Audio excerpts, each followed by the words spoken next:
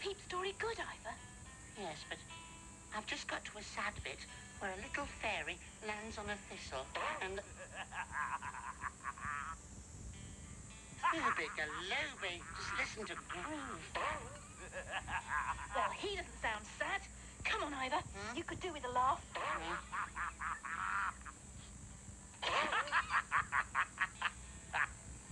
What's so funny, Groove? Oh, it's this, Ivor. Listen. Why is he making that funny sound? Yeah. No idea, Tula. It's not the sandwich.